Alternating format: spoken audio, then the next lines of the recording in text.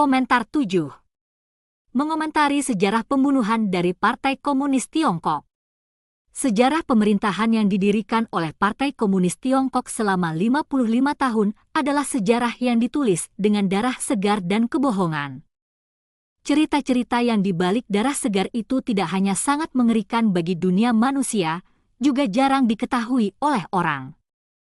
Sekarang, setelah pengorbanan nyawa sebanyak 60-80 juta rakyat Tiongkok yang tidak bersalah serta kehancuran keluarga yang lebih banyak lagi, orang masih berpikir, mengapa Partai Komunis Tiongkok, PKT, membunuh orang? Hingga hari ini Komunis Tiongkok masih membunuh pengikut Falun Gong, bahkan di awal bulan November 2004, terjadi penembakan yang merupakan penindasan terhadap masyarakat yang sedang mengajukan protes, membuat orang kembali berpikir, apakah pada suatu hari Komunis Tiongkok bisa berhenti membunuh orang, belajar berbicara dengan mulut, bukan dengan senapan? Mao Zedong ketika membuat kesimpulan tentang revolusi kebudayaan mengatakan, terjadinya kekacauan di dunia, membuat dunia sangat tenteram, setelah lewat 7-8 tahun ulangi lagi. Jabarannya adalah setelah 7-8 tahun melakukan aksi lagi, 7-8 tahun membunuh sekelompok orang lagi. Partai Komunis mempunyai landasan teori dan keperluan realitas dalam membunuh orang. Berdasarkan teori, Partai Komunis menganut dan menjunjung teori diktator proletariat, dan di bawah diktator proletariat tidak hentinya mengadakan revolusi.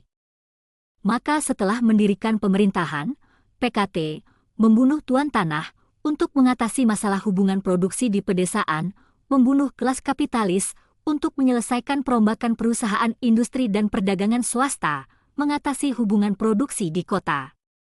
Setelah golongan kedua kelas tersebut dihabisi, masalah dasar ekonomi secara keseluruhan sudah terselesaikan. Penyelesaian masalah kelas menengah ke atas, kalangan intelektual, juga mengandalkan pembunuhan, termasuk menindas kelompok anti-partai Hufeng dan anti-golongan kanan demi membenahi kaum intelektual.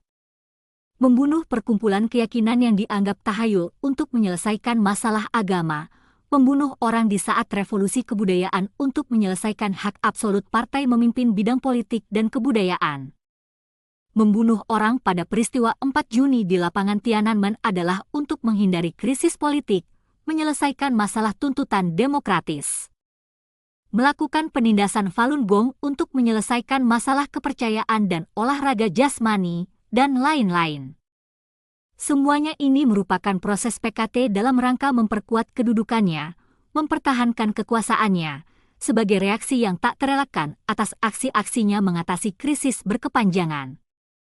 Dimulai dari krisis ekonomi, harga-harga meroket sejak berdirinya pemerintahan, ekonomi yang nyaris hancur setelah revolusi kebudayaan, krisis politik, pembangkangan dan perebutan kekuasaan politik dalam partai, krisis kepercayaan, runtuhnya Uni Soviet dan perubahan drastis di Eropa Timur, isu Falun Gong.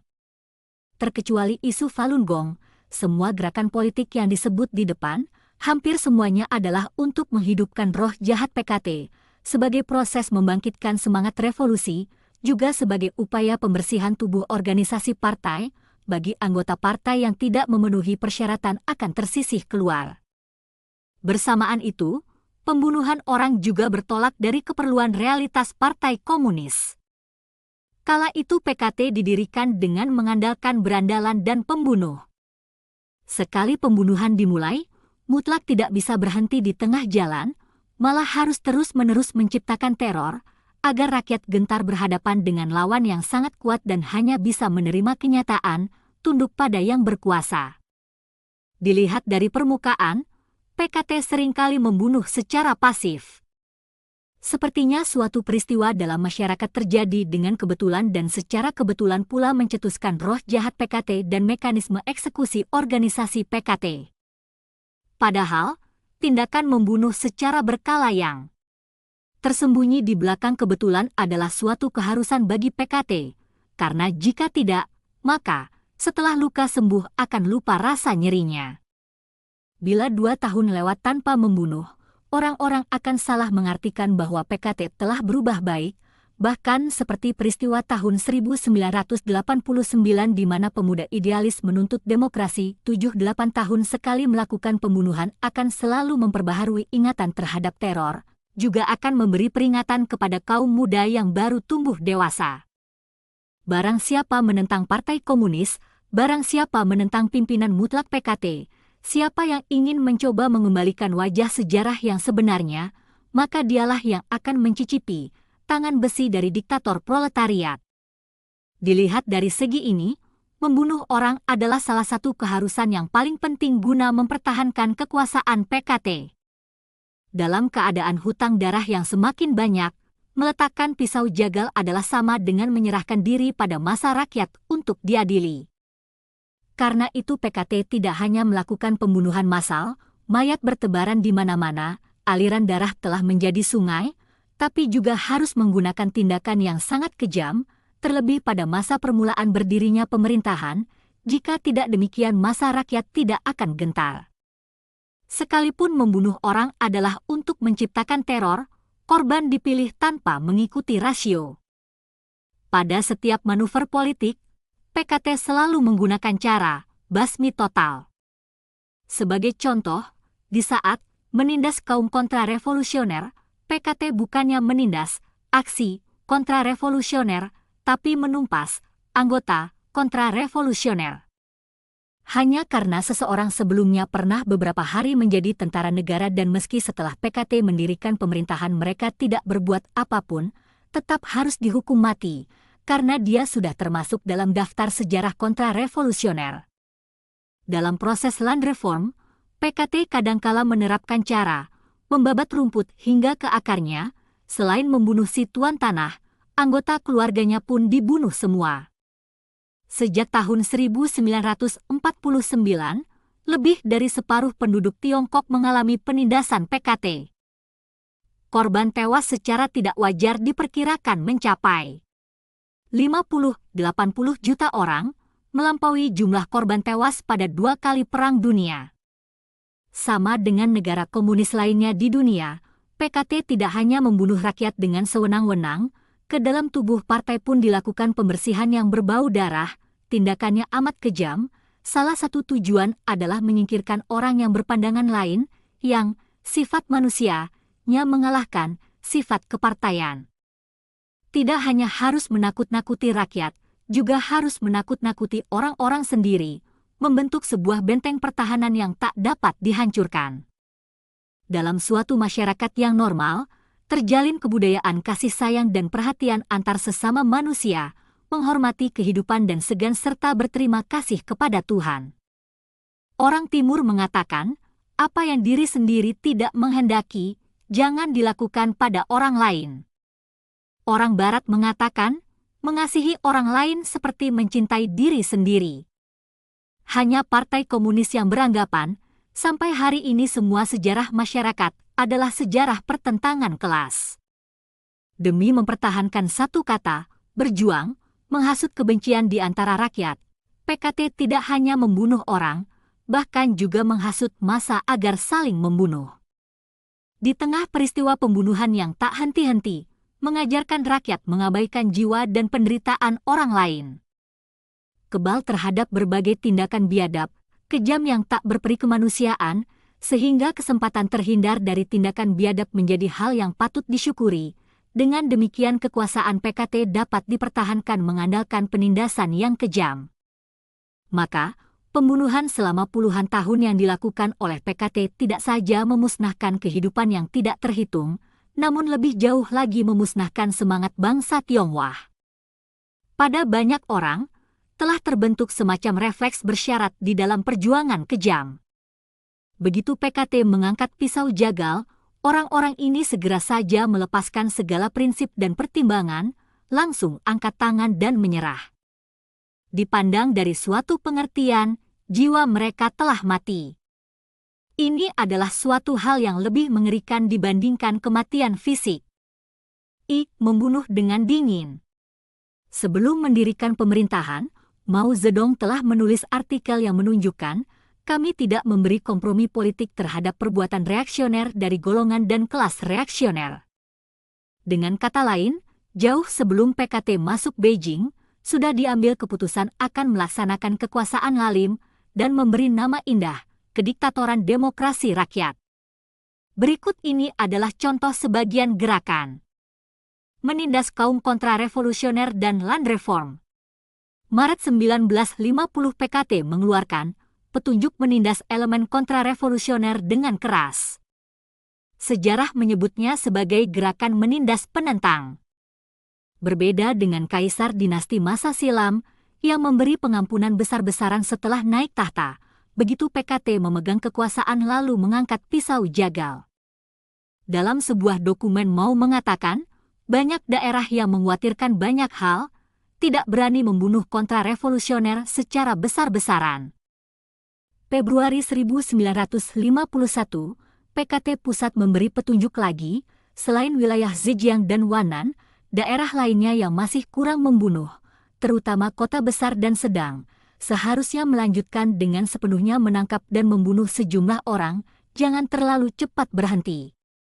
Mau bahkan memberi ulasan pada laporan, di pedesaan, membunuh kontrarevolusioner pada umumnya harus melebihi perbandingan penduduk 1/1000, di kota umumnya harus kurang dari 1/1000. Memperhitungkan jumlah penduduk RRT saat itu yang berjumlah 600 juta, begitu mau menurunkan titah raja, maka sebanyak 600.000 orang kehilangan nyawa.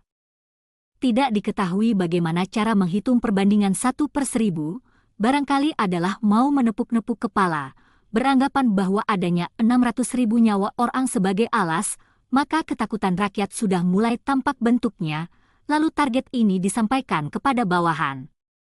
Mengenai apakah karena kejahatannya sehingga orang tersebut harus dibunuh, sama sekali tidak menjadi pertimbangan PKT. Dalam Peraturan RRT menghukum kaum kontrarevolusioner yang diumumkan pada tahun 1951, ditentukan bahwa menyebarkan desas-desus pun dapat segera dihukum mati. Bersamaan dengan gerakan menindas kaum kontrarevolusioner yang berkobar-kobar adalah juga gerakan land reform yang sama gegap gempitannya. Sesungguhnya, pada akhir abad 20, PKT sudah memulai land reform pada daerah pendudukannya.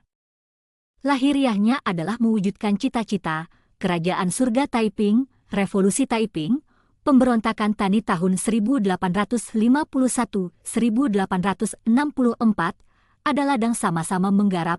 Dalam kenyataannya, tujuan sebenarnya adalah mencari alasan untuk membunuh orang. Orang nomor 4 di dalam tubuh PKT yang bernama Tao Ju meneriakkan slogan land reform, darah mengalir di setiap desa, setiap keluarga bertarung, yaitu tuan tanah di tiap desa harus ditembak mati. Sebenarnya land reform sama sekali tidak perlu membunuh orang, boleh memakai cara menebus, sama seperti yang dilakukan pemerintah Taiwan, tetapi karena PKT yang didirikan dengan mengandalkan bandit dan kaum proletar preman, hanya tahu merampas. Setelah merampas barang orang, takut akan pembalasan dendam, maka dihabisi semuanya. Saat land reform, cara membunuh orang yang paling sering terlihat adalah dalam ajang rapat pertempuran, menyusun rekayasa tuduhan untuk tuan tanah dan petani kaya, lalu melemparkan pertanyaan, bagaimana, ke bawah panggung. Di bawah panggung pun telah diatur sejumlah anggota PKT atau elemen aktif untuk mendahului berteriak, harus dibunuh. Segera saja para tuan tanah dan petani kaya dihukum mati di tempat. Saat itu pemilik ladang pertanian di pedesaan digolongkan sebagai penguasa lalim yang sering menggertak dan menindas rakyat jelata disebut penguasa lalim jahat yang sering memperbaiki jembatan, membuat jalan, mendirikan sekolah, beramal untuk korban bencana disebut penguasa lalim yang bijaksana, yang tidak berbuat apa-apa disebut sebagai bukan penguasa lalim. Pengelompokan semacam ini pada hakikatnya tidak ada bedanya, karena tidak peduli golongan manapun, seringkali berakhir sama, dihukum mati di tempat. PKT mengumumkan, hingga akhir tahun 1952, jumlah kontrarevolusioner yang telah dibasmi adalah 240.000 orang lebih.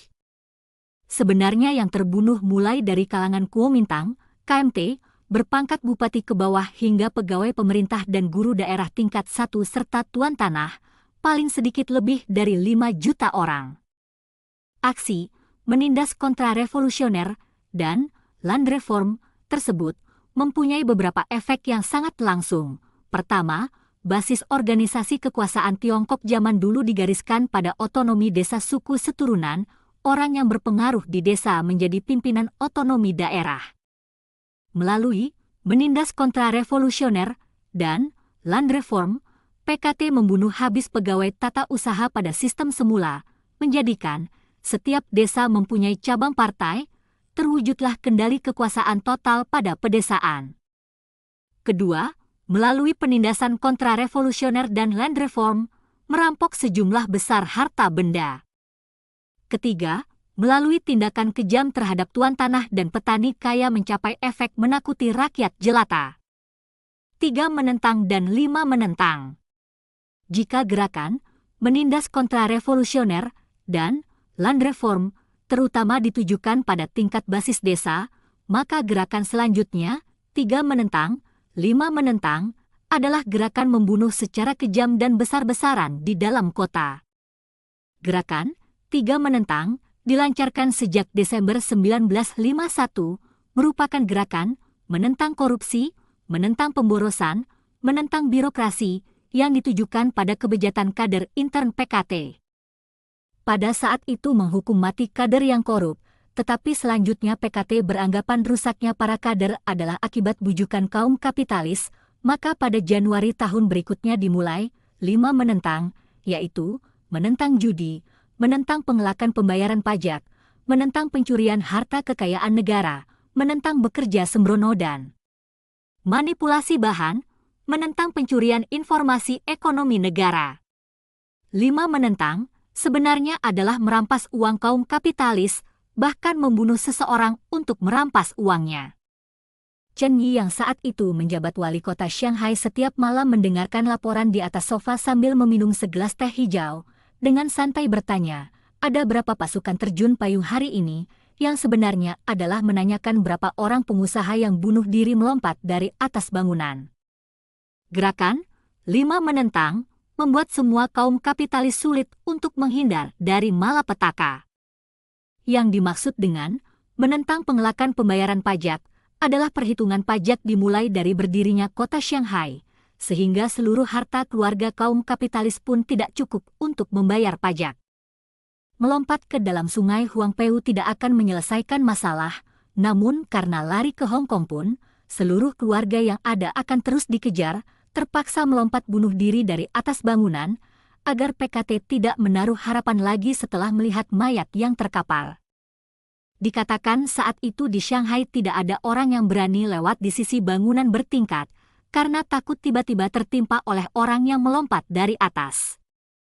Menurut angka dalam catatan, realita gerakan politik dan sejarah berdirinya negara, yang disusun bersama oleh 4 Departemen Penyelidikan Sejarah Partai Sentral PKT pada tahun 1996, dalam gerakan 3. Menentang dan 5. Menentang, jumlah orang yang ditangkap lebih dari 323.100 orang, yang hilang dan bunuh diri lebih dari 280 orang. Pada gerakan menentang Hu Feng, di tahun 1955, lebih dari 5.000 orang yang terlibat, yang ditangkap lebih dari 500 orang, yang mati bunuh diri lebih dari 60 orang, 12 orang mati secara tidak wajar.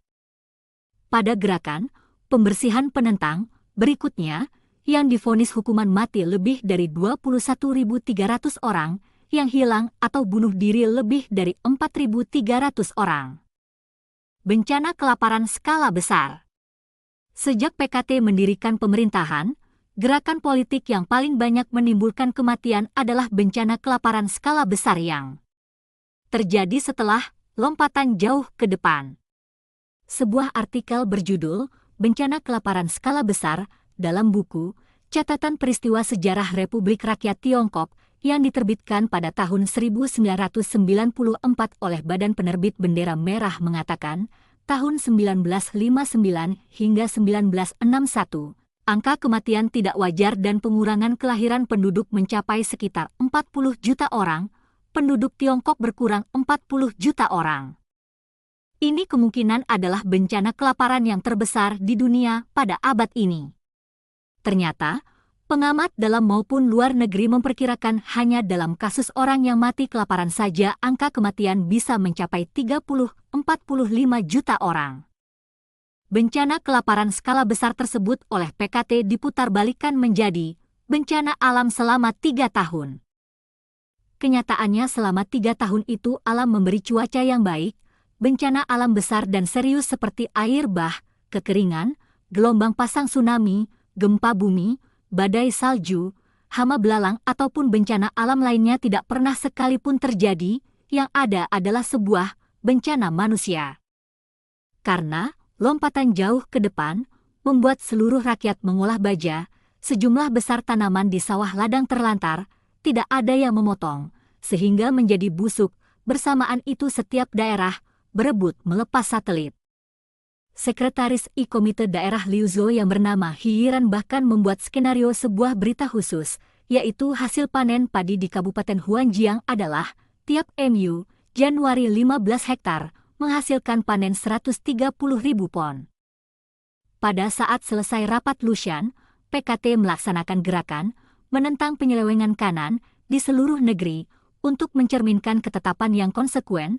Pembelian bahan pangan oleh negara di seluruh negeri didasarkan pada laporan jumlah produksi yang palsu, alhasil seluruh rangsum makanan petani, persediaan benih bahkan makanan ternak pun harus dijual.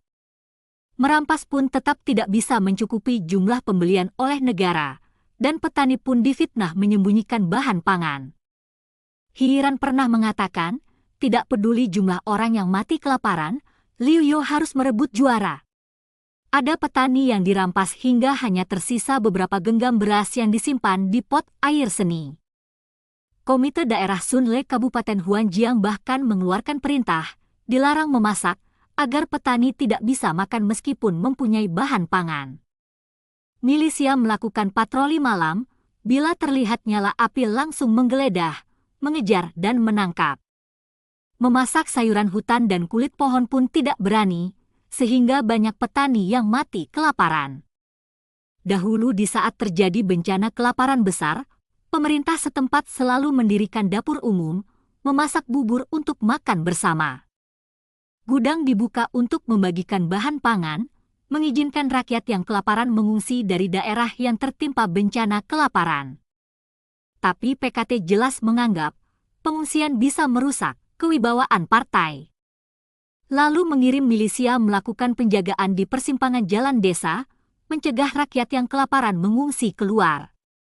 Bahkan di saat rakyat tidak dapat lagi menahan bencana kelaparan dan merampok gudang bahan pangan, dikeluarkan perintah untuk ditindas dan ditembak, dan difitnah bahwa korban yang mati ditembak itu adalah oknum kontra-revolusioner.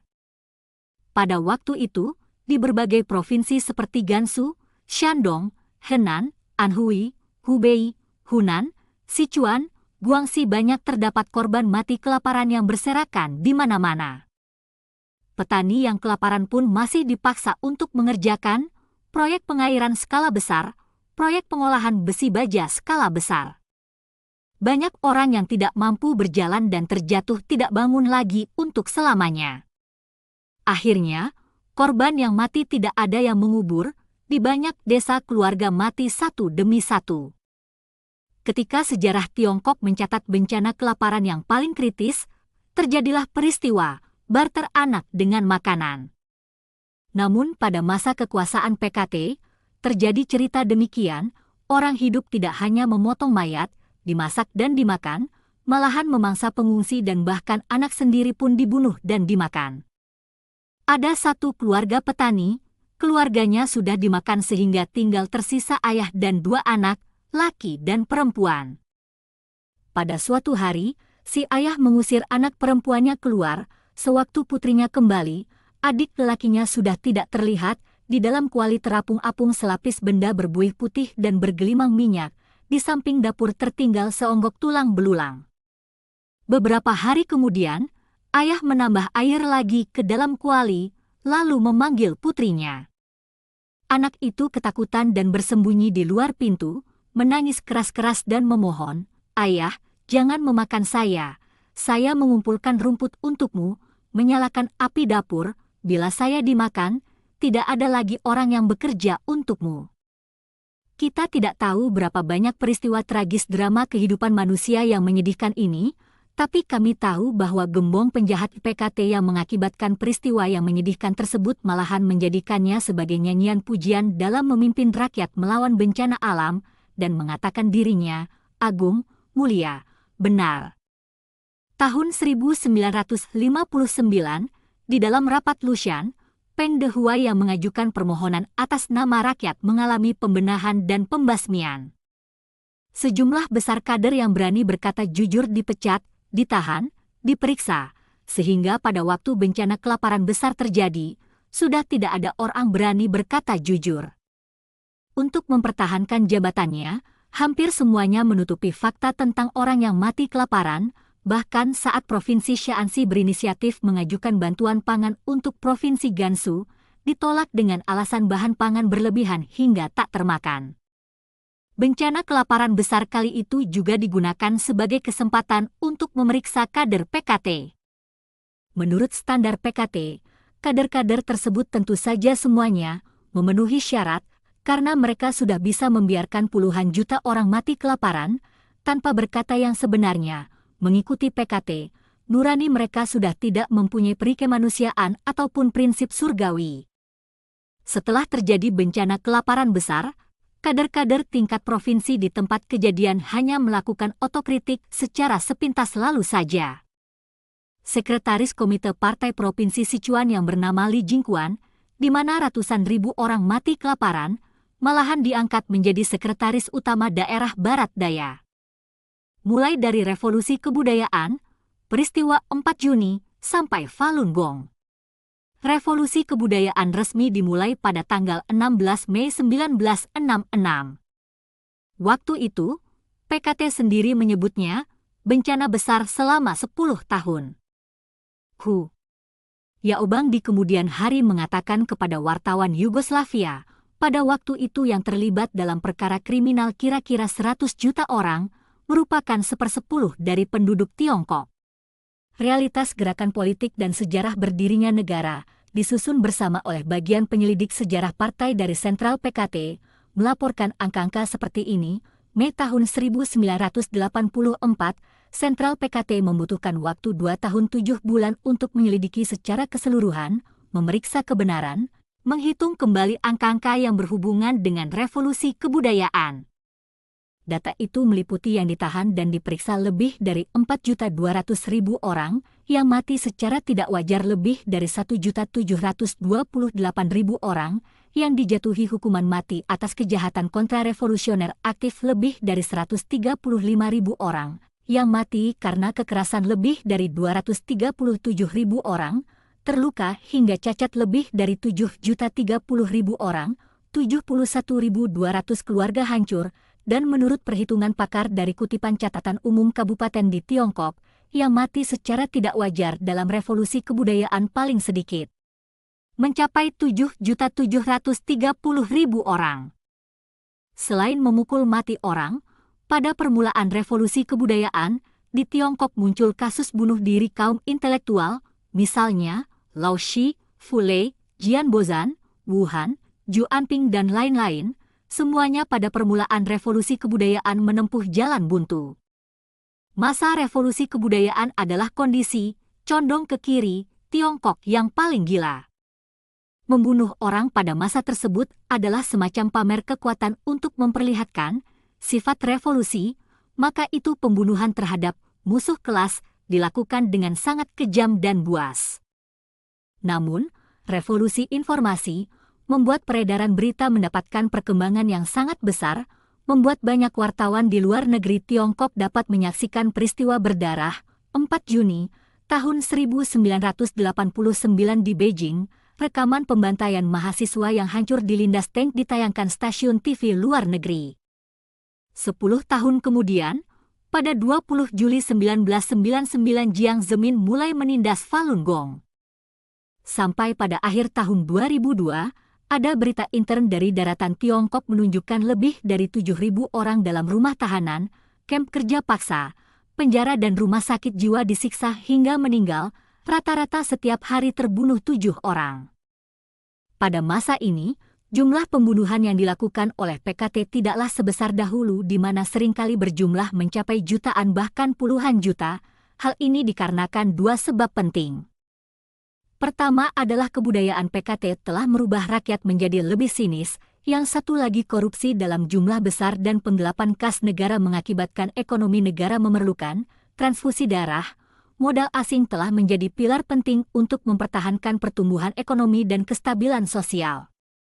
Masih segar dalam ingatan ketika PKT mendapat sanksi ekonomi setelah kejadian peristiwa 4 Juni, sadar sepenuhnya bahwa membunuh orang secara terang-terangan pada saat ini bisa mengakibatkan modal asing menarik diri dari Tiongkok, dengan demikian membahayakan kekuasaannya.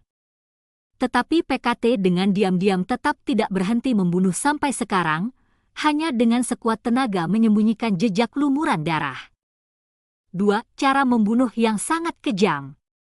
Semua yang dilakukan oleh PKT hanya demi satu tujuan, yakni mendapatkan dan mempertahankan kekuasaan. Membunuh adalah cara yang sangat penting bagi PKT untuk mempertahankan kekuasaan. Semakin banyak yang terbunuh dan semakin kejam cara pembunuhan yang dilakukan, maka semakin ia dapat mencapai tujuan menakut-nakuti rakyat. Cara menteror demikian telah digunakan bahkan sebelum masa Perang Tiongkok-Jepang. Pembunuhan massal di utara Tiongkok selama Perang Sino-Jepang. Ketika merekomendasikan buku Musuh Terselubung yang ditulis oleh seorang penulis Amerika, Pastor Raymond J. de Jaeger dan Irene Corbally-Kuhn, mantan Presiden Eisenhower, memberikan komentar bahwa buku ini mengekspos teror yang menakutkan dari gerakan komunis. Dia merekomendasikan pada siapa saja yang ingin mengerti suatu kekuatan iblis di dunia. Dalam buku ini, De Jaeger dan Kuhn menceritakan bagaimana PKT menggunakan kekerasan untuk menakut-nakuti orang agar menjadi penurut. Misalnya suatu hari Partai Komunis meminta semua orang untuk berkumpul di alun-alun desa.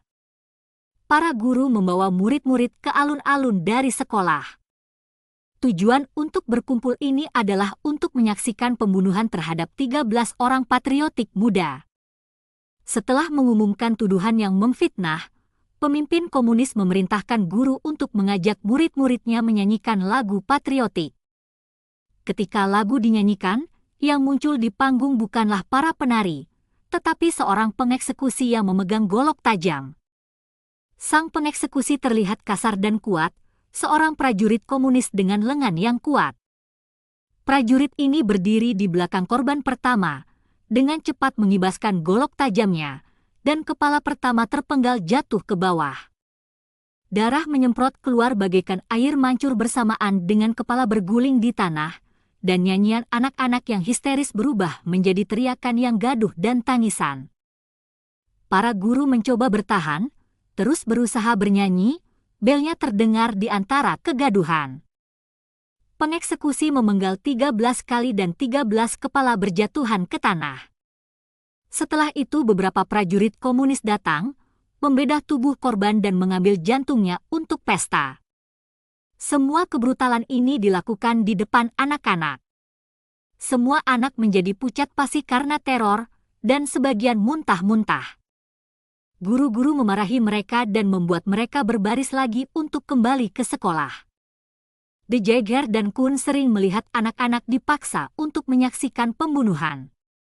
Anak-anak itu mulai terbiasa dengan pembunuhan berdarah ini, dan sebagian mulai menyukai ketegangan yang berlangsung.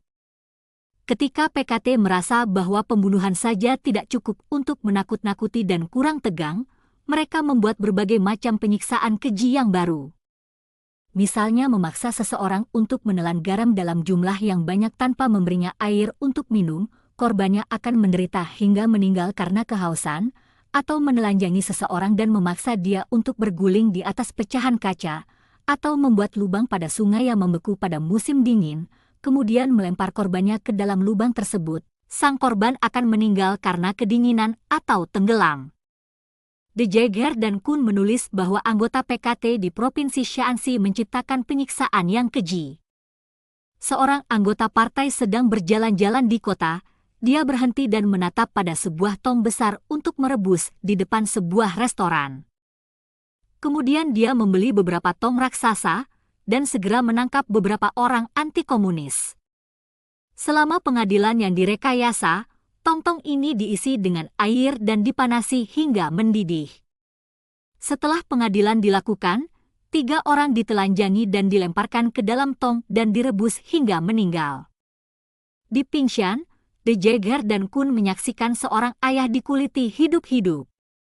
Para anggota PKT memaksa anak lelaki dari korban untuk turut menonton dan berpartisipasi dalam penyiksaan tak berperi kemanusiaan ini, melihat ayahnya sendiri meninggal dalam kesakitan dan mendengar teriakan-teriakan ayahnya.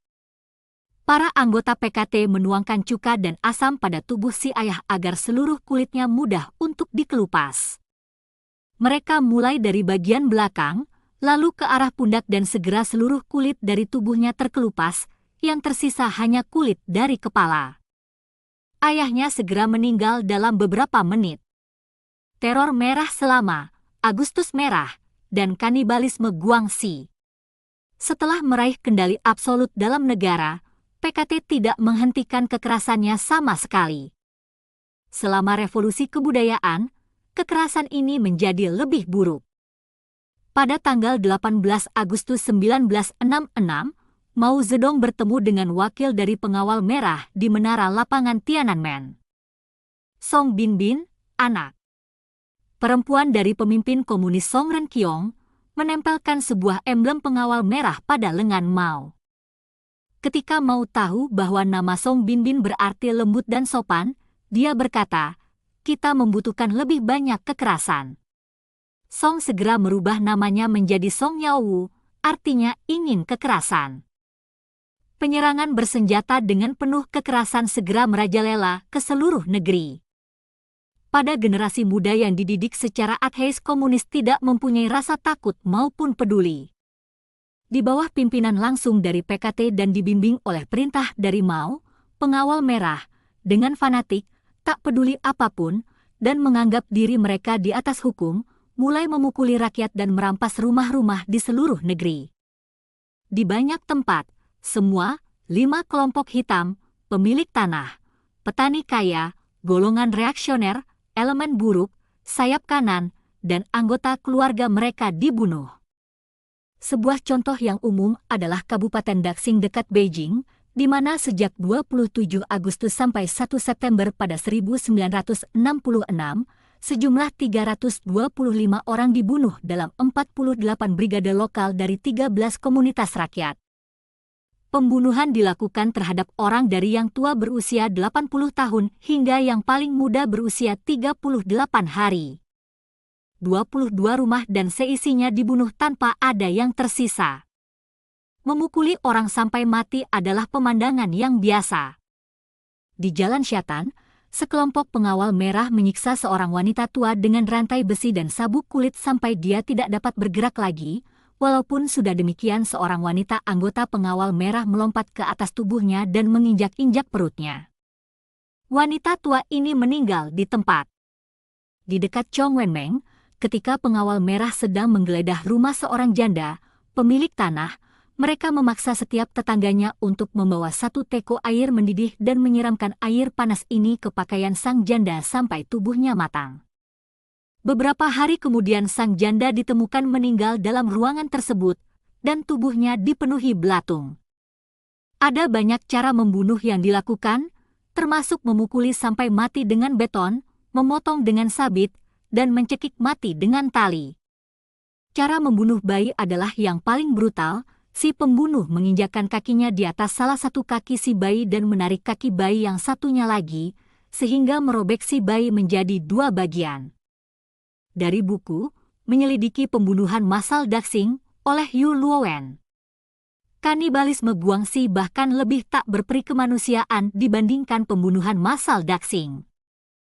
Penulis Zheng Yi, seorang pengarang dari sebuah buku mengenai kanibalisme Guangxi, menggambarkan kejadiannya yang terdiri dari 3 tahap. Yang pertama adalah tahap permulaan di mana terornya secara rahasia dan misterius. Buku catatan sejarah dari kabupaten mendokumentasikan sebuah kejadian yang umum. Pada tengah malam, si pembunuh akan diam-diam mencari korbannya dan membedahnya untuk mengambil jantung dan hatinya. Karena mereka tidak berpengalaman dan masih takut, mereka malah mengambil paru-parunya, sehingga mereka harus balik kembali. Mereka akan memasak hati dan jantung tersebut, sebagian ada yang membawa minuman keras dari rumah, dan lainnya membawa bumbu. Lalu semua pembunuh ini dengan tanpa bersuara memakan organ tubuh manusia tersebut dengan penerangan dari api panggangan. Tahap kedua adalah tahap puncak di mana teror dilakukan secara terbuka di depan umum. Selama tahapan ini, pembunuh-pembunuh telah menjadi berpengalaman dalam cara mengeluarkan jantung dan hati si korban yang dalam keadaan masih hidup, dan mereka mengajarkan pada lainnya untuk memperbaiki teknik mereka menjadi lebih sempurna. Misalnya ketika membedah orang yang masih hidup, si pembunuh hanya perlu memotong perut sang korban, menginjak tubuhnya. Jika si korban diikat pada pohon, tendang perutnya dengan menggunakan lutut, maka jantung dan organ-organ lainnya akan keluar dengan sendirinya. Kepala dari tim pembunuh berhak atas jantung, hati dan alat kelamin, sementara yang lainnya berhak mendapatkan sisanya. Pemandangan yang menyeramkan ini dimeriahkan dengan bendera-bendera dan seruan-seruan. Tahap ketiga adalah tahapan yang gila di mana kanibalisme menjadi gerakan besar-besaran yang tersebar luas. Di Kabupaten Wusuan, bagaikan anjing liar yang sedang makan mayat pada masa epidemik, orang-orang dengan gila makan orang lain. Seringkali sang korban pada awalnya secara umum dikritik, dan setiap kali sesudah itu pembunuhan terjadi, yang diikuti dengan kanibalisme. Begitu si korban jatuh ke tanah, hidup ataupun mati, orang-orang akan mencabut pisau yang telah mereka siapkan dan mengelilingi si korban, memotong tubuh si korban yang bisa diperolehnya. Pada tahapan ini, rakyat biasa pun ikut terlibat dalam kanibalisme ini. Badai dari perjuangan kelompok melenyapkan semua rasa berdosa dan sifat hakiki dari pikiran manusia. Kanibalisme mewabah bagaikan sebuah epidemi dan orang-orang menikmati pesta kanibalisme. Semua bagian dari tubuh manusia bisa dimakan, termasuk jantung, daging, hati, ginjal, siku, kaki, dan urat. Tubuh manusia bisa dimasak dalam berbagai cara termasuk merebus, mengukus, tumis, dipanggang, digoreng, dan dibarbeque. Orang minum arak atau anggur sambil makan tubuh manusia dan bermain suatu permainan. Pada masa puncak gerakan ini, bahkan kafetaria dari organisasi pemerintah tertinggi, Komite Revolusionaris Kabupaten Wusuan menyediakan menu daging manusia. Pembaca tidak boleh salah berpikir bahwa pertunjukan kanibalisme semacam ini adalah semata-mata suatu perilaku masyarakat yang tak terkendali. PKT adalah organisasi menyeluruh yang mengendalikan setiap sel dari masyarakat. Tanpa dorongan dan manipulasi dari PKT, gerakan kanibalisme tidak mungkin terjadi sama sekali. Sebuah lagu yang ditulis oleh PKT yang menyanjung dirinya sendiri berbunyi, "Masyarakat lama merubah orang menjadi hantu, masyarakat baru merubah hantu menjadi manusia." Tetapi, pembunuhan-pembunuhan ini dan pesta kanibalisme menunjukkan pada kita bahwa Partai Komunis Tiongkok bisa merubah manusia menjadi monster atau iblis, karena PKT sendiri lebih kejam daripada monster maupun iblis manapun. Penindasan Falun Gong. Bersamaan dengan rakyat Tiongkok memasuki era komputerisasi dan perjalanan ruang angkasa, serta bisa membicarakan secara pribadi mengenai hak asasi, kebebasan dan demokrasi, banyak orang berpikir bahwa perilaku yang mengerikan dan menjijikan telah berlalu. PKT telah mengenakan pakaian sipil dan siap untuk berhubungan dengan dunia. Tetapi ini jauh dari kebenaran. Ketika PKT menemukan adanya sekelompok orang yang tidak takut dengan penyiksaan dan pembunuhannya yang kejam, cara yang mereka gunakan bahkan semakin gila. Kelompok yang ditindas dengan cara demikian adalah Falun Gong.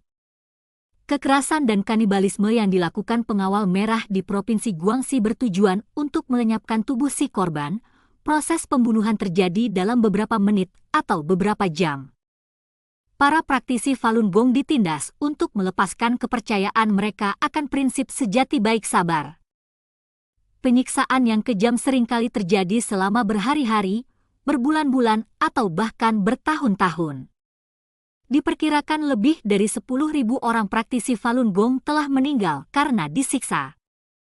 Para praktisi Falun Gong yang telah mengalami penderitaan dari berbagai macam siksaan dan dapat meloloskan diri dari kematian telah melaporkan lebih dari 100 macam metode penyiksaan kejam yang dilakukan PKT. Di bawah ini hanyalah sebagian dari contohnya.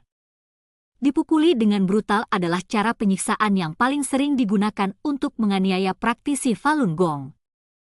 Polisi dan pimpinan penjara secara langsung memukuli praktisi dan juga melibatkan tahanan lainnya untuk memukuli praktisi. Banyak praktisi yang menjadi tuli karenanya, dan daun telinga mereka sobek, mata mereka remuk, gigi mereka pecah, juga tengkorak, tulang punggung, tulang iga, tulang selangka, tulang pinggul, lengan dan kaki telah patah, tangan dan kaki telah diamputasi karena dipukuli. Sebagian penyiksa dengan kasar mencubit dan meremukkan alat kelamin pria dan menendang sekitar alat kelamin dari praktisi wanita. Jika praktisi tidak menyerah, penyiksa akan terus memukuli sehingga kulit dari praktisi robek menganga dan terlihat dagingnya. Tubuh para praktisi sepenuhnya telah menjadi tak berbentuk karena siksaan dan tersimbah dengan darah, tetapi sipir malah menyiramkan air garam pada tubuh mereka dan terus menyetrum mereka dengan tongkat listrik. Bau dari darah dan daging terbakar berbaur menjadi satu, dan jeritan kesakitan sangat menyayat. Sementara itu penyiksa juga menggunakan kantong plastik untuk menutupi kepala praktisi agar praktisi ketakutan karena tidak bisa bernafas. Sengatan listrik adalah metode lainnya yang sering digunakan pada kamp kerja paksa di Tiongkok untuk menyiksa para praktisi Falun Gong. Polisi menggunakan tongkat listrik untuk menyetrum bagian sensitif dari tubuh, termasuk mulut, atas kepala, dada, alat kelamin, pinggul, paha, tumit kaki, payudara wanita, dan alat kelamin pria. Beberapa polisi secara bersamaan menyetrum praktisi dengan beberapa tongkat listrik sehingga daging yang terbakar dapat tercium baunya, dan bagian yang terluka menjadi hitam dan ungu. Terkadang kepala dan anus disetrum secara bersamaan. Polisi seringkali menggunakan sekaligus 10 tongkat listrik dan bahkan lebih banyak lagi untuk menyiksa praktisi dalam jangka waktu yang lama. Pada umumnya tongkat listrik mempunyai daya puluhan ribu volt. Ketika dinyalakan, ia mengeluarkan cahaya biru dengan suara tetap. Ketika arus listriknya menyengat tubuh seseorang, rasanya bagaikan seseorang sedang dibakar atau digigit oleh ular. Setiap setruman sangatlah menyakitkan bagaikan gigitan ular. Kulit si korban menjadi merah, pecah, terbakar dan bernanah. Ada tongkat listrik yang lebih kuat lagi dengan daya voltase yang lebih tinggi yang dapat membuat si korban merasa kepalanya dipukul dengan palu. Polisi juga menggunakan api rokok untuk membakar tangan, wajah, telapak kaki, dada, punggung, puting payudara, dan lain-lain dari tubuh praktisi. Mereka menggunakan pemantik rokok untuk membakar tangan dan alat kelamin praktisi. Tongkat besi yang dibuat khusus dipanasi pada perapian sehingga menjadi merah membara. Ini seringkali digunakan untuk membakar kaki praktisi. Polisi juga seringkali menggunakan arang yang merah panas membara untuk membakar wajah praktisi. Polisi mengkremasikan praktisi yang walaupun telah menerima siksaan yang keji, masih bertahan hidup dan masih bernafas dengan nadi berdenyut. Polisi kemudian menyatakan bahwa kematiannya adalah membakar diri sendiri. Polisi memukuli payudara dan daerah kelamin praktisi wanita. Mereka memperkosa wanita dan juga memperkosa secara beramai-ramai. Mereka menggunakan tongkat listrik untuk menyetrum payudara dan alat kelamin mereka. Mereka menggunakan pemantik rokok untuk membakar puting payudaranya dan memasukkan tongkat listrik ke dalam vagina praktisi dan menyetrumnya. Mereka mengikat 4 sikat gigi dan memasukkannya ke dalam vagina praktisi wanita dan menggosokkannya sambil memutar sikat gigi ini. Mereka mengkaitkan bagian tubuh pribadi praktisi wanita dengan kait besi. Sementara tangannya diborgol ke belakang, Puting payudara dari praktisi wanita dikaitkan dengan kawat agar bisa disetrum dengan arus listrik. Mereka melucuti pakaian praktisi wanita dan memasukkan mereka ke dalam sel penjara pria yang mana kemudian memperkosa mereka. Mereka memaksa praktisi Falun Gong untuk mengenakan jaket ketat, kemudian menyilangkan dan mengikat tangan mereka ke belakang. Mereka menarik tangan praktisi ke depan dada dan mengikatnya dengan kaki dan menggantung mereka di luar jendela. Bersamaan itu, mereka juga menyumpal mulut praktisi dengan kain, memasang earphone ke telinga mereka, dan terus-menerus menyetel pesan-pesan yang menjelekkan Falun Gong.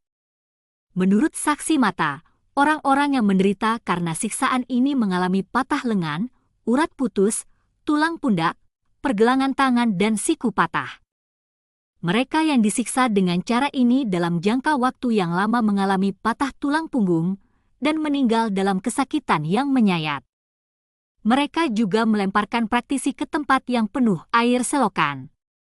Mereka menancapkan stik bambu dengan menggunakan palu ke bawah kuku praktisi dan memaksa mereka untuk tinggal di dalam ruang lembab yang penuh dengan kutu merah, hijau, kuning dan putih yang ada di langit-langit, lantai dan dinding yang menyebabkan luka mereka menjadi bernanah. Mereka juga membuat anjing, ular dan kalajengking menggigit praktisi dan menyuntik praktisi dengan obat-obat yang bersifat merusak saraf. Ini hanyalah beberapa metode dari cara penyiksaan terhadap praktisi dalam kamp kerja paksa. 3. Perjuangan kejam dalam partai. Karena PKT berlandaskan pada prinsip-prinsip partai dan bukan atas dasar moral dan keadilan, kesetiaan para anggotanya khususnya pejabat tingkat tinggi kepada pemimpin tertinggi adalah sebuah hal yang tidak boleh dipertanyakan. Oleh karena itu, partai perlu menciptakan suasana teror dengan cara membunuh anggotanya supaya yang masih hidup bisa melihat bahwa jika diktator tertinggi ingin seseorang mati, orang ini akan mati dengan cara yang tragis. Pertikaian dalam tubuh Partai Komunis sudah terkenal. Semua anggota dari Politbiro dari Partai Komunis Rusia pada 2 masa jabatan pertama, selain Lenin yang telah meninggal, dan Stalin sendiri, semuanya dihukum mati atau bunuh diri. 3 dari 5 marsekal dihukum mati, 3 dari 5 pimpinan komander dihukum mati, seluruhnya 10 orang dari pimpinan komando tentara kedua dihukum mati, 57 orang dari 85 orang komando dari regu tentara dihukum mati, dan 110 orang dari 195 orang divisi komando dihukum mati. PKT selalu menjalankan perjuangan brutal dan penyerangan tanpa ampun. Taktik ini tidak hanya ditujukan pada orang-orang di luar partai. Sejak awal masa revolusi di Provinsi Jiangxi, PKT telah membunuh banyak orang pada regu anti-Bolshevik, regu F, yang hanya meninggalkan beberapa orang yang masih hidup untuk terus berperang. Di kota Yan'an, partai melakukan kampanye pelurusan. Setelah mempunyai kekuatan politik, ia melenyapkan Gao Gang, Rao Sushi, Hu Feng, dan Peng Dehuai. Ketika masa revolusi kebudayaan, hampir semua anggota senior dalam partai telah dilenyapkan.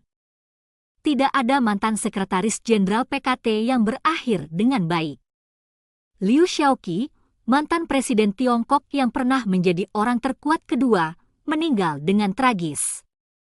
Pada ulang tahunnya yang ke-70, Mao Zedong dan Zhou Enlai secara khusus memerintahkan Wang Dongxing, pemimpin penjaga Mao, untuk mengirimkan kado ulang tahun bagi Liu Shaoqi, berupa sebuah radio, agar dia dapat mendengar pengumuman resmi dari sesi sidang lengkap ke-8 dari Komite Pusat ke-12 yang menyatakan, selamanya usir Liu Shaoqi sang pengkhianat, mata-mata dan pembelot, dari partai dan teruskan mengungkapkan dan mencerca Liu Shaoqi dan rekan-rekan kriminalnya karena telah berkhianat dan membelot. Liu Shaoqi menjadi tertekan secara mental dan penyakitnya dengan cepat memburuk. Karena dia diikat di tempat tidur untuk jangka waktu yang lama dan tidak dapat bergerak, lehernya, punggungnya, pinggulnya dan tumitnya penuh dengan benjolan kulit bernanah yang menyakitkan. Ketika dia sedang kesakitan, dia akan meraih kain, benda, atau tangan orang lain, dan tidak mau melepaskannya. Oleh karena itu orang memberikan botol plastik yang keras untuk digenggamnya. Ketika dia meninggal, Botol plastik yang keras ini telah berubah bentuk menjadi jam pasir karena genggamannya. Pada Oktober 1969, tubuh Liu Shaoqi mulai membusuk di hampir seluruh tubuh terinfeksi dan mengeluarkan nanah yang baunya menyengat. Dia sangat kurus seperti rel dan diambang kematian. Tetapi inspektur khusus dari Komite Partai Pusat tidak mengizinkannya mandi maupun membalikkan tubuhnya agar bisa berganti baju. Malahan mereka melucuti pakaiannya, membungkusnya dengan selimut, mengirimnya dengan pesawat dari Beijing ke kota Kaifeng, dan mengurungnya di ruang bawah tanah pada gedung penahanan yang tertutup rapat. Ketika dia mengalami demam tinggi, mereka tidak hanya tidak memberikan obat padanya, tetapi juga tidak mengizinkan petugas kesehatan memeriksanya. Ketika Liu Shaoqi meninggal, dia tak berbentuk dan mempunyai rambut putih kusut sepanjang 2 kaki. 2 hari kemudian, pada tengah malam dia dikremasi sebagai seorang yang mengidap penyakit yang sangat menular. Tempat tidurnya, bantal dan semua barang yang ditinggalkannya dikremasikan. Surat kematian Liu bertuliskan, nama, Liu Wei Huang, pekerjaan, tunakarya, sebab kematian, penyakit. PKT menyiksa presiden negerinya sendiri sampai mati seperti ini tanpa memberikan alasan yang jelas. 4. Memperluas revolusi dengan membunuh orang di luar negeri. Selain membunuh orang dengan menggunakan segala macam cara di dalam negeri Tiongkok, PKT juga ikut serta dalam pembunuhan orang Tionghoa perantauan dengan memperluas revolusinya. Khmer Merah adalah contoh tipikal. Khmer Merah di bawah pimpinan Pol Pot berkuasa di Kamboja hanya 4 tahun. Tetapi, sejak tahun 1975 sampai dengan tahun 1978 lebih dari 2 juta orang, termasuk lebih dari 200.000 orang Tionghoa, terbunuh di negara kecil yang hanya mempunyai populasi sebanyak 8 juta orang ini. Kejahatan Khmer Merah tidak terhitung banyaknya, tapi kita tidak membicarakannya di sini. Walaupun demikian mau tidak mau kita harus membicarakan hubungannya dengan PKT. Pol Pot sangat memuja Mao Zedong. Mulai tahun 1965, ia mengunjungi Tiongkok 4 kali untuk mendengarkan ajaran Mao Zedong secara langsung. Mulai bulan November 1965, Pol Pot menetap selama 3 bulan di Tiongkok. Chen Boda dan Zhang Chunqiao berdiskusi dengannya membahas teori-teori seperti kekuatan politik tumbuh di ujung laras senapan, perjuangan golongan, diktator proletariat, dan lain-lain. Di kemudian hari, ini menjadi dasar bagaimana dia memerintah Kamboja. Sekembalinya ke Kamboja, Pol Pot mengganti nama partainya menjadi Partai Komunis Kamboja dan membangun pangkalan revolusinya berdasarkan model PKT, yaitu mengepung kota dari luar. Pada 1968, Partai Komunis Kamboja secara resmi membentuk angkatan bersenjata yang pada akhir 1969 telah memiliki lebih dari 3.000 orang. Tetapi pada 1975, sebelum menyerang dan menguasai kota Phnom Penh, angkatan bersenjata ini telah menjadi pasukan tempur bersenjata lengkap yang berani, beranggotakan 80.000 orang prajurit. Semua ini berkat bantuan dari PKT. Buku berjudul Documentary of Supporting Vietnam and Fighting with America, karangan Wang Xiangen menyebutkan bahwa pada 1970 Tiongkok memberikan Pol Pot persenjataan untuk 30.000 prajurit. Pada 1975, Pol Pot menguasai ibu kota Kamboja, dan 2 bulan kemudian, dia pergi ke Tiongkok untuk mengunjungi PKT dan mendengarkan instruksi. Pembunuhan yang dilakukan Khmer Merah jelas tidak mungkin berhasil bila tidak didukung oleh teori dan peralatan PKT. Sebagai contoh, setelah 2 orang anak Pangeran Sihanouk dibunuh oleh Partai Komunis Kamboja, mereka mematuhi perintah Zhou Enlai mengirim Sihanouk ke Beijing.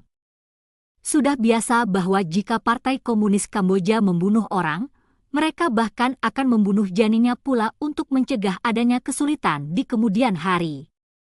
Tapi atas permintaan Zhou Enlai, Pol Pot mematuhinya tanpa protes. Zhou Enlai dapat menyelamatkan Sihanouk dengan 1 kata, tapi PKT tidak keberatan, Lebih dari 200.000 orang Tionghoa dibunuh oleh Partai Komunis Kamboja.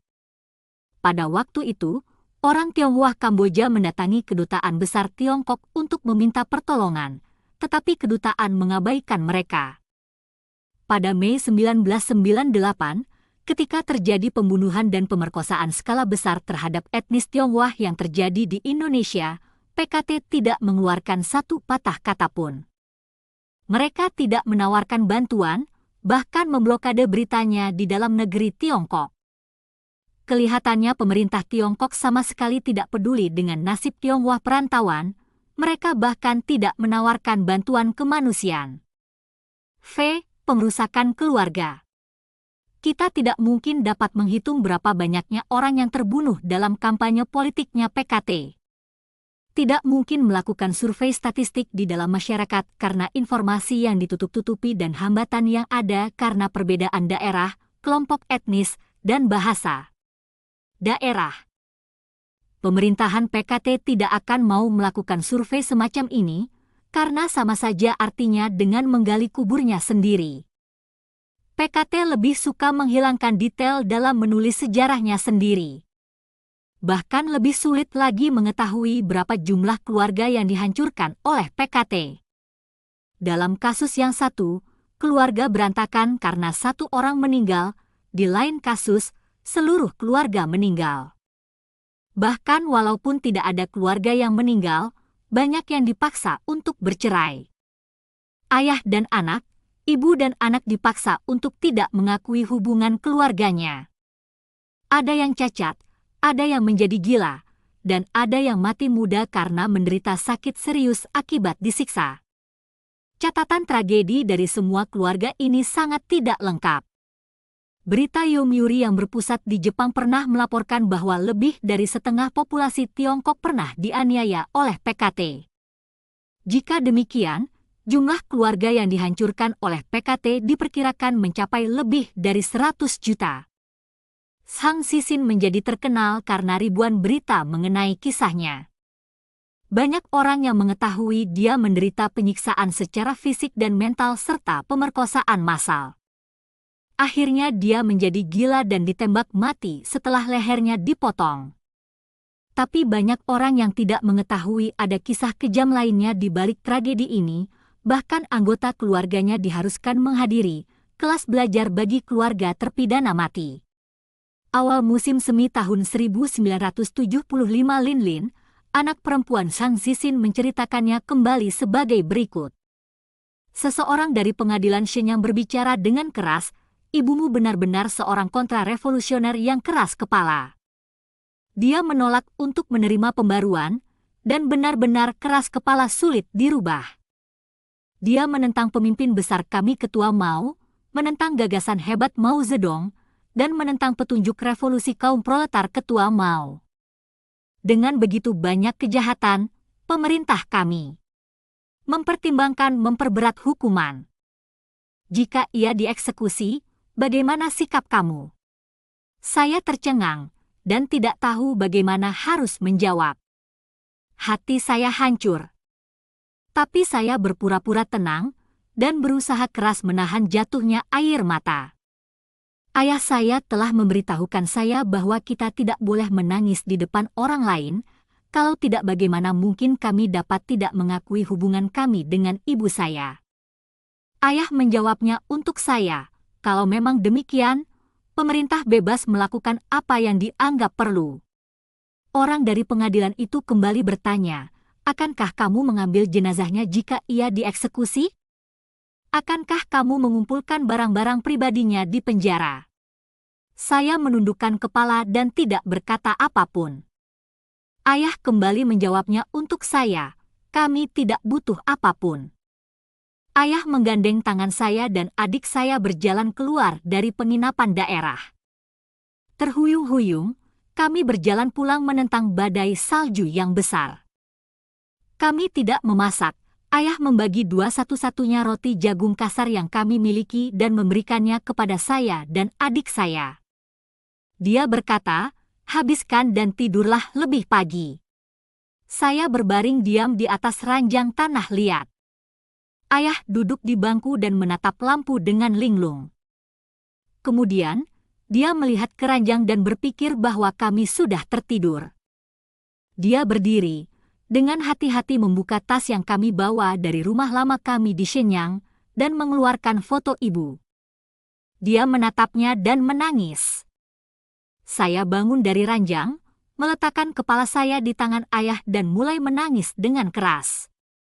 Ayah membelai saya dan berkata, "Jangan lakukan itu, kita tidak boleh membiarkan tetangga mendengarkannya."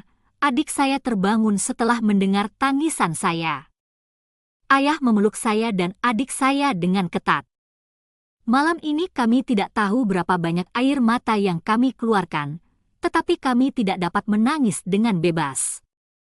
Seorang dosen di sebuah universitas punya keluarga yang bahagia, tetapi keluarganya mengalami bencana selama berlangsungnya kampanye untuk memperbaiki gerakan anti kelompok kanan yang lebih dulu muncul. Pada saat gerakan anti kelompok kanan, wanita yang akan menjadi istrinya berpacaran dengan seseorang yang dicap sebagai kelompok kanan. Orang itu kemudian dikirim ke tempat yang jauh dan sangat menderita. Karena gadis muda itu tidak tahan menyendiri, akhirnya dia melepaskan orang itu dan menikah dengan dosen tersebut. Ketika pada akhirnya kekasihnya kembali ke kampung halaman mereka, wanita itu, kini adalah ibu dari beberapa orang anak, sudah tidak mungkin menebus pengkhianatannya di masa lalu. Dia memaksa untuk menceraikan suaminya untuk menebus perasaan bersalahnya. Pada saat ini, dosen tersebut sudah berumur 50 tahun lebih. Dia tidak dapat menerima perubahan yang tiba-tiba dan menjadi gila. Dia melepaskan semua pakaian dan lari ke sana kemari mencari tempat untuk menempuh hidup baru. Akhirnya, istrinya meninggalkan dia dan anak-anak mereka. Perpisahan menyakitkan yang dipicu oleh partai ini adalah masalah yang tidak dapat diselesaikan dan merupakan penyakit sosial yang tidak dapat disembuhkan yang hanya dapat menggantikan perpisahan dengan perpisahan lainnya. Keluarga adalah kesatuan utama dari masyarakat Tionghoa. Juga merupakan pertahanan terakhir dari kebudayaan tradisional terhadap kebudayaan partai. Oleh karena itulah mengapa penghancuran keluarga merupakan hal yang terkejam dari sejarah pembunuhan yang dilakukan oleh PKT. Karena PKT menguasai semua sumber daya sosial, ketika seseorang diklasifikasikan sebagai pihak yang berlawanan dengan pemerintahan diktator, dia segera akan mengalami krisis kehidupan, dituduh oleh semua orang dalam masyarakat dan martabatnya dilucuti. Keluarga adalah tempat berlindung yang paling aman untuk orang yang tidak bersalah ini. Tetapi kebijakan PKT tentang keterlibatan menghalangi anggota keluarga saling menghibur, kalau tidak, mereka sangat beresiko dicap sebagai lawan dari pemerintahan diktator. Zhang Zixin dipaksa untuk bercerai. Bagi banyak orang, pengkhianatan oleh anggota keluarga, pemberitaan, perkelahian, mencela di muka umum, dan atau mengadukan mereka, merupakan pukulan terakhir yang menghancurkan semangat mereka. Alhasil banyak orang yang melakukan bunuh diri. 6. Cara membunuh dan konsekuensinya. Pedoman teori membunuh PKT. PKT selalu memuji dirinya telah mengembangkan Marxisme dan Leninisme dengan penuh kecerdasan dan kreativitas. Akan tetapi sesungguhnya PKT dengan kreativitasnya mengembangkan sifat keiblisan yang belum pernah ada sepanjang masa di seluruh dunia. Ia menggunakan kesamaan sosial dari ideologi komunis untuk membohongi rakyat dan kaum intelektual. Menggunakan revolusi kebudayaan merusak total kepercayaan untuk mempropagandakan ateisme. Dengan komunisme menolak sistem kepemilikan pribadi, dan dengan menggunakan teori Lenin mempraktekkan kekerasan menguasai negara. Bersamaan pula menyatu dengan kebudayaan tradisional untuk kemudian merusaknya dengan cara meninggalkan kebudayaan Tiongkok kuno, ini bagian yang paling fatal. PKT menggunakan penemuannya yang tercakup dalam teori dan kerangka, revolusi, dan terus revolusi di bawah diktator proletariat. Mereka menggunakan sistem ini untuk mengubah masyarakat di bawah kekuasaan otoriter partai. Teorinya terdiri dari dua bagian, basis ekonomi dan kekuasaan mutlak kaum proletar. Basis ekonomi menentukan kekuasaan sementara sebaliknya kekuasaan mengendalikan basis ekonomi. Untuk memperkokoh kekuasaan di tingkat atas, terutama kekuasaan partai, harus mulai mengadakan revolusi terhadap basis ekonomi. Ini termasuk 1. Membunuh tuan tanah untuk menyelesaikan masalah hubungan produksi dengan petani. 2. Membunuh kaum feodalis untuk menyelesaikan masalah hubungan produksi dengan sektor perkotaan. Pada lapisan atas, perbuatan membunuh juga dilakukan berulang kali. Tujuannya adalah untuk melindungi tetap berlangsungnya monopoli yang totaliter dari partai terhadap ideologi. Termasuk di antaranya, menyelesaikan persoalan sikap politik para intelektual terhadap partai. PKT berulang kali mengadakan kampanye untuk mereformasi pikiran kaum intelektual. Mereka telah memvonis intelektual borjuis, ideologi borjuis, pandangan yang anti-politik, ideologi tanpa kelas, kapitalis, dan liberalisme, DST. Partai melakukan cuci otak, melenyapkan hati nurani, membuat budi pekerti intelektual tersapu bersih. Sehingga mereka tak lagi memiliki kebebasan berpikir dan perilaku terpuji, termasuk membela yang benar, berkorban demi keadilan. Hilang pula dari nurani mereka nilai-nilai budi luhur. Tradisi mengajarkan seperti, papah dalam harta namun iman tidak tergoyahkan, gagah membela kebenaran tak boleh dihina, kaya akan harta namun tidak mengumbar nafsu, bersusah-susah dahulu bersenang-senang kemudian, seluruh negeri dalam keadaan bangun atau jatuh, tanggung jawab setiap anak bangsa, kaum budiman jika berharta tentunya dermawan pula hatinya, kalaupun miskin harta tetap bersih, tidak korupsi. Semua nilai-nilai ini sudah terkikis habis. Membunuh dan menggerakkan revolusi kebudayaan demi kekuasaan totaliter PKT dalam kebudayaan dan politik. PKT terlebih dahulu menggerakkan kekuatan massa dari dalam dan di luar partai. Dimulai dengan membunuh dari kalangan dunia sastra, seni, teater, sejarah, lalu pendidikan. Pertama, rakyat seluruh negeri membunuh beberapa orang yang terkenal seperti Liu Shaoqi, Wu Han, Lao Shi, Jian Bozan. Lalu berkembang ke sekelompok kecil dalam partai, sekelompok kecil dalam ketentaraan. Sampai ke tingkat seluruh rakyat, seluruh tentara, seluruh anggota partai saling membunuh. Pertempuran fisik melenyapkan raga, pertempuran ideologi melenyapkan jiwa. Itu merupakan masa yang paling kacau dan brutal yang dikendalikan oleh partai. Keiblisan sifat manusia telah diperbesar sampai batas yang semaksimal mungkin oleh kebutuhan partai untuk menambah daya yang disebabkan oleh krisis kepercayaan terhadap partai. Membunuh dihalalkan dengan mengatasnamakan demi revolusi, demi menjaga keutuhan jalannya revolusi dan wibawa partai juga pemimpin Mao Zedong. Ini merupakan latihan bersama saling memusnahkan oleh seluruh rakyat negeri yang pertama kali terjadi dalam sejarah peradaban dan dilakukan oleh kaum non-kapitalis. Demi menyelesaikan tuntutan demokrasi oleh masyarakat akar rumput setelah revolusi kebudayaan, PKT memuntahkan peluru membunuh saat 4 Juni 1989.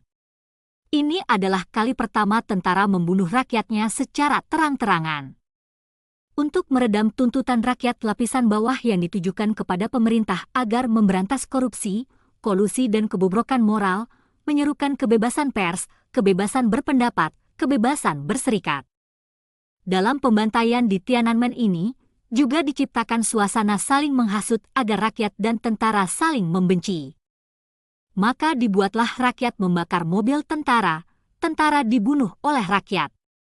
Akibatnya, tentara yang juga adalah anak bangsa membantai rakyatnya sendiri. Membantai orang dari aliran kepercayaan yang berbeda. Segmen kepercayaan merupakan hal yang vital bagi PKT. Demi kelangsungan ajaran sesat PKT tidak terbongkar, PKT di awal masa pembangunan telah mulai membasmi segala bentuk dan organisasi aliran kepercayaan dan agama.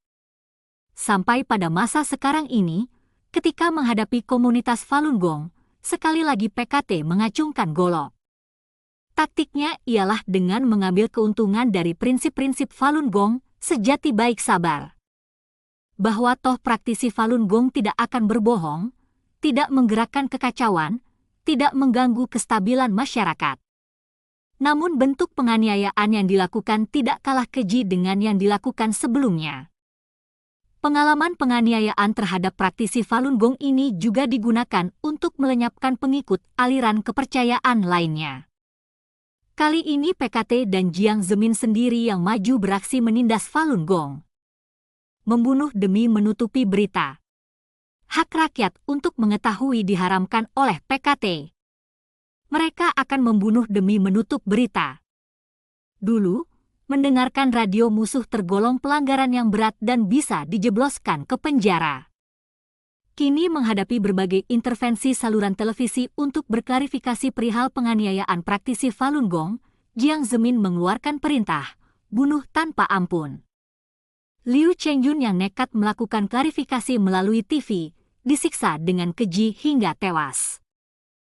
PKT memperalat preman kantor 610, polisi, alat negara dan praktisi hukum serta jaringan kabel yang luas juga sistem kepolisian untuk memonitor semua gerak-gerik masyarakat umum. Merampas hak hidup rakyat demi keuntungan pribadi. Teori PKT untuk terus melakukan revolusi, pada dasarnya adalah masalah tidak rela untuk turun dari singgasana kekuasaan.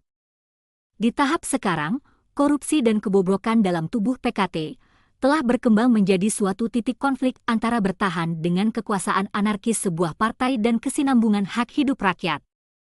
Di saat rakyat menggeliat bangun dan mempertahankan hak hidupnya dalam lingkaran hukum, terlihat PKT kembali menggunakan kekerasan, tak hentinya mengacungkan golok yang ditujukan kepada kelompok pemimpin dari gerakan yang ada. Untuk ini PKT telah menyiapkan tentara bersenjata jutaan orang, dibanding saat 4 Juni 1989 di Tiananmen, yang mengumpulkan tentara secara mendadak, PKT saat kini lebih siap untuk membunuh. Saat rakyat dipaksa berjalan ke jalan buntu, sesungguhnya PKT sendiri juga sedang dipaksa ke arah jalan buntu. Kekuasaan politiknya kini mencapai taraf setiap batang ilalang pun dicurigai sebagai musuh. Gemuruh hujan angin bagai akan meruntuhkan. Menyimpulkan ulasan di atas, semua dapat menyaksikan, pada hakikatnya PKT merupakan sebuah roh jahat. Demi mempertahankan kekuasaan anarkis mutlak, tidak peduli perubahan apa yang terjadi, atau kapan terjadi, yang jelas PKT tidak akan mengubah sejarah pembunuhannya. Bahwa dulu membunuh, sekarang membunuh, di masa yang akan datang pun ia masih bisa membunuh, merupakan kenyataan yang tidak akan berubah. Keadaan berbeda menggunakan cara membunuh yang berbeda pula. Menggunakan isu masyarakat. PKT membunuh dengan cara yang beragam, beda zaman beda bentuknya.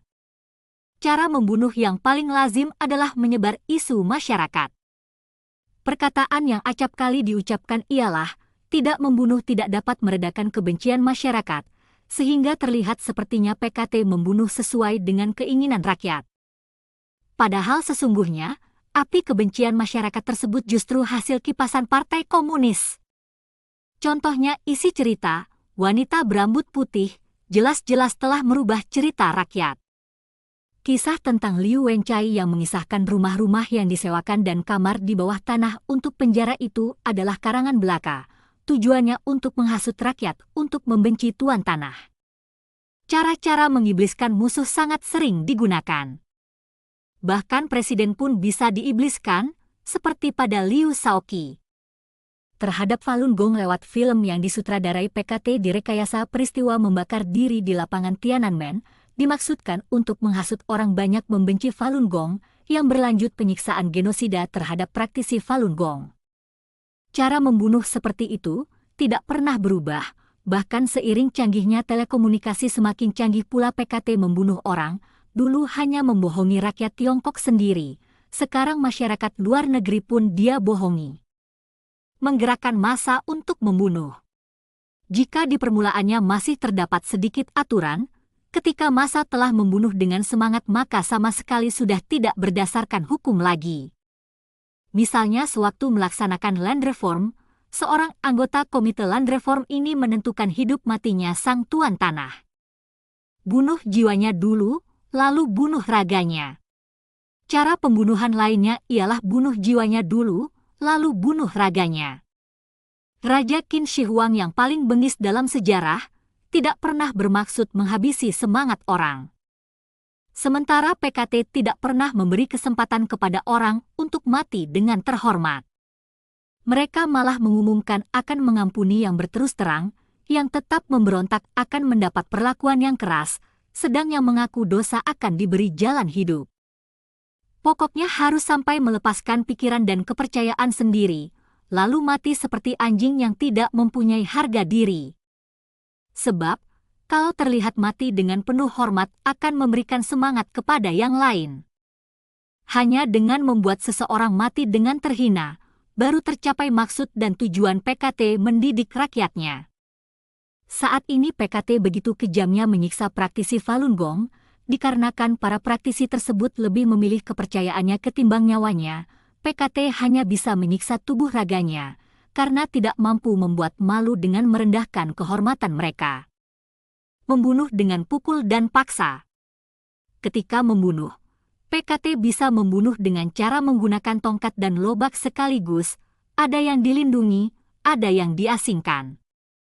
PKT selamanya bilang menyerang sekelompok kecil, dengan kata lain cuma 5%, lainnya yang merupakan mayoritas adalah yang baik, dan menjadi objek untuk dididik. Cara mendidiknya dengan teror dan melindungi. Pendidikan dengan teror menggunakan ancaman-ancaman agar rakyat takut. Bila menentang PKT akan berakibat tragis dan rakyat pun akan menjauhi orang-orang yang terkena hukuman ini. Pendidikan dengan melindungi adalah dengan meyakinkan rakyat bahwa apabila mereka tunduk kepada partai, menjaga kepercayaan partai, maka mereka akan dipromosikan ataupun mendapatkan keuntungan-keuntungan lain.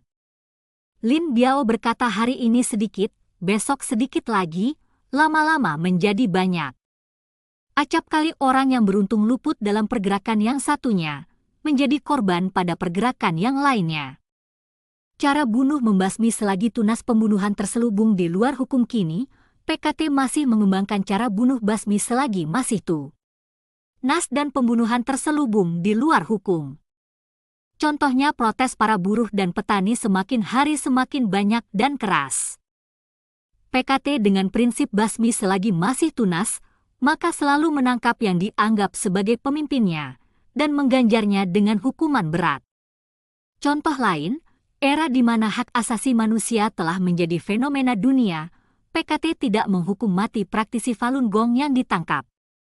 Tetapi didorong oleh hasutan dari Jiang Zemin, kalau mati ya mati percuma, dalam arti tidak ada yang bertanggung jawab atas kematian praktisi Falun Gong yang dianiaya berat sampai mati mengenaskan. Kalau ada yang bertanya atau mengadu ke atas yang memang dibolehkan oleh hukum negara, tetapi PKT menyuruh polisi berpakaian primen atau preman bandit setempat untuk menangkapi rakyat yang ingin bertanya atau mengadu. Mereka ada yang dipulangkan ke tempat asal, ada YG dijebloskan ke kamp kerja paksa. Membunuh rakyat kecil sebagai peringatan kepada lainnya. Misalnya membunuh Shang Xixin, Yu Luoke, Lin Zhao Deleo. Tidak membunuh agar terlihat seperti tidak membunuh. Orang yang mempunyai reputasi internasional hanya ditindas tapi tidak dibunuh. Tujuannya untuk membunuh orang-orang yang kecil pengaruhnya dan luput dari perhatian umum. Contohnya ketika masa menindas pemberontakan, para jenderal tinggi KMT seperti Long Yun, Fu Zuoyi, Du Yiming dan lainnya tidak mereka bunuh. Yang dibunuh hanyalah pejabat menengah ke bawah dan prajurit KMT. Dengan membunuh orang terus-menerus, jiwa seseorang mengalami metamorfosa. Kini banyak orang Tionghoa mempunyai perasaan hati, tendensi membunuh yang sangat kejam. Sewaktu terjadi peristiwa WTC 9 September yang menggemparkan dunia, di sejumlah internet di Tiongkok malah bersorak-sorai. Perkataan perang yang melewati batas terdengar di mana-mana, membuat bulu roma seakan bergidik. Penutup.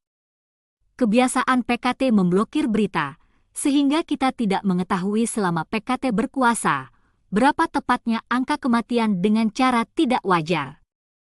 Hanya dengan contoh yang disebutkan di atas saja diperkirakan menelan korban 60 juta orang, belum ditambah PKT membunuh kaum minoritas di Xinjiang, Tibet, Mongolia Dalam, Yunnan, data-data bersejarah mengenai hal tersebut lebih sulit didapat. Kecuali disiksa sampai mati, lebih banyak orang yang disiksa hingga cacat, menjadi gila, berapa banyak orang yang dibuat kesal hingga mati, ketakutan sampai mati, menderita sampai mati, kita tidak pernah mengetahuinya. Perlu diketahui, setiap kematian seseorang tentunya merupakan penderitaan yang tidak terlupakan bagi anggota keluarganya. Media Jepang pernah melaporkan, kantor pusat PKT memerintahkan diadakan penyelidikan terhadap 29 kota provinsi, sepanjang pergerakan revolusi kebudayaan telah memakan korban sebanyak 60 juta orang. Stalin pernah berkata, kalau seorang saja yang mati itu adalah tragedi, tetapi jika yang mati sudah mencapai 1 juta orang, itu hanya merupakan deretan angka. Li Jingquan ketika mendengar orang berkata di Sichuan berapa banyak orang yang mati kelaparan, dengan tenang ia balik bertanya, di masa pemerintahan apa yang tidak memakan korban? Mao Zedong berkata, mau berjuang harus ada pengorbanan, perihal ada orang yang mati itu hal yang lumrah. Ini adalah sikap PKT yang ateis dalam menghargai makhluk hidup, maka Stalin membunuh 20 juta orang, yang merupakan 1/10 dari jumlah penduduknya ketika itu. PKT membunuh 80 juta orang, lebih kurang 1/10 dari keseluruhan penduduknya. Khmer Merah membunuh 2 juta orang, yang juga 1/4 dari jumlah penduduknya, dan sekarang penduduk Korea Utara yang menderita kelaparan diperkirakan telah mencapai 1 juta orang. Ini semua adalah hutang darah dari Partai Komunis. Agama sesat menggunakan darah sebagai persembahan bagi arwah jahat yang dipujanya. Sejak lahirnya, PKT tak henti-hentinya membunuh. Bahkan jika tak dapat membunuh orang luar maka orang sendiri pun jadi korban keganasannya. Untuk apa yang disebut pertarungan kelas, konflik intern partai. Korban pembunuhan bahkan bisa terdiri dari pemimpin negara, jenderal besar, jenderal, menteri dan lain-lain yang dipersembahkan di atas altar agama sesatnya. Banyak yang mengatakan beri waktu kepada PKT maka ia akan menjadi baik. Katanya ia sekarang membunuh dengan memperhatikan norma-norma. Kita tidak membahas membunuh satu orang tetap saja disebut pembunuh, dari sudut pandang yang lebih luas, karena membunuh bagi PKT adalah salah satu cara untuk mencapai tujuan pemerintahan rejim yang berdasarkan teror. Maka bagaikan roda yang bergerigi, akan menggilas banyak atau sedikit orang itu berdasarkan keperluan. Tidak dapat diprediksi. Ketika orang-orang tidak terlalu merasakan mengerikan, membunuh dalam jumlah banyak bisa meningkatkan tingkat kengerian orang. Jika perasaan takut sudah besar, membunuh dalam jumlah kecil sudah cukup membuat takut orang. Ketika orang terbiasa oleh pergerakan politik membunuh, rasa ketakutan menghadapi PKT telah berkembang menjadi pantulan. PKT tidak perlu lagi mengungkit-ungkit soal membunuh. Kritikan fatal yang dilancarkan oleh bagian propaganda PKT pusat sudah cukup mengingatkan orang akan kenangan yang sangat mengerikan tersebut. Sekali saja terdapat perubahan dalam masyarakat terhadap rasa ngeri, maka PKT akan menyesuaikan suhu naluri membunuhnya. Oleh karenanya, jumlah bukan merupakan tujuan utamanya, yang penting adalah kebiasaan PKT dalam membunuh. PKT tidak mempunyai rasa kehangatan, terlebih tidak pernah meletakkan goloknya, tetapi rakyatnya yang menjadi jujur. Sekali rakyat bangkit memperjuangkan sesuatu, dan itu dianggap melampaui tingkat kesabaran PKT, maka ia tak akan segan-segan atau sungkan-sungkan untuk membunuh. Juga dikarenakan prinsipnya untuk selalu mempertahankan rasa ngeri, membunuh tanpa direncanakan semaunya adalah cara yang paling ampuh untuk mempertahankan rasa ngeri. Karena beberapa kali dalam sejarah pembunuhan massal, objek yang dituju, batasan ukuran kesalahan, sering dibuat tak jelas untuk menghindari kemungkinan masuk dalam kategori dibunuh. Rakyat akan membuat sebuah batasan sendiri yang dianggapnya paling aman. Batasan tersebut biasanya lebih sempit dari yang diinginkan PKT. Inilah sebabnya mengapa dalam setiap pergerakan setiap orang bersikap lebih baik kiri daripada kanan. Setiap pergerakan akan berkembang meluas, karena kriteria kesalahan yang ditambah dengan sendirinya mulai dari tiap tingkat demi untuk menyelamatkan diri. Semakin ke bawah maka pergerakan tersebut lebih kejam, efek berkembang dengan sendirinya pada seluruh lapisan masyarakat. Itu asalnya dari kebiasaan PKT yang membunuh semaunya. Dalam perkembangan sejarah membunuh orang yang berkesinambungan, PKT berubah menjadi pembunuh psikopat.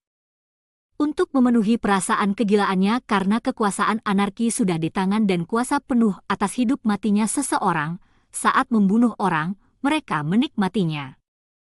Membunuh untuk menenteramkan hati yang ketakutan, untuk membendung perasaan masyarakat yang tidak puas dan dendam karena difitnah. Untuk itulah PKT terus dan terus membunuh. Sampai saat ini, dikarenakan hutang darah PKT yang begitu besar, sudah tidak ada lagi jalan keluar yang bijak, hanya dengan pemerintahan anarki dan tangan besi yang dapat dilakukan oleh PKT sampai titik darah penghabisan. Meski kadangkala menggunakan cara membunuh lalu merehabilitasi, hanya untuk mengelabui sesaat, tetapi karakter aslinya yang haus darah tidak pernah berubah, terlebih di masa mendatang ia tidak mungkin berubah.